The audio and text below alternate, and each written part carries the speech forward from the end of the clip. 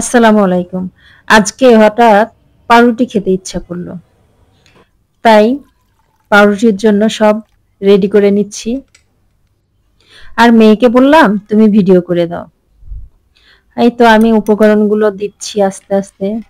আর মেয়ে আমাকে ভিডিও করে দিচ্ছে। এরপর ডোয়ের জন্য এই তো সবকিছু রেডি করে নিচ্ছি। ময়দা দিয়ে মেখে নিচ্ছি।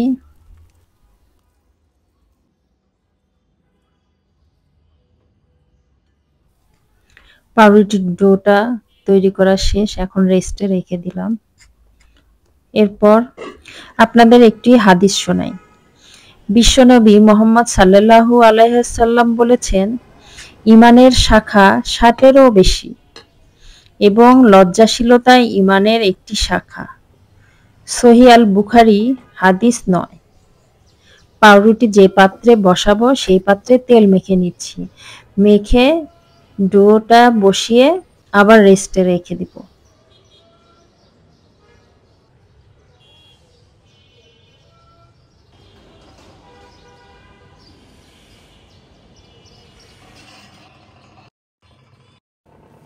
পাউরুটি বেক করা হয়ে গিয়েছে, এখন ওভেন থেকে বের করে এই তো পরিবেশন করব।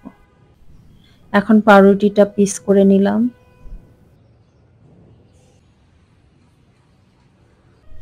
কড়া ১ কাপ দুধ চা নিয়েছি।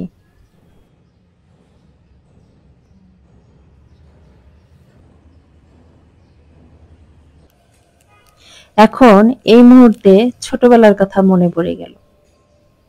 আমরা ৩ বোন ও ১ ভাই। বিকেলবেলা আম্মা আমাদেরকে চা দিত না। সব ভাই বোনকে ১ কাপ করে দুধ দিতেন।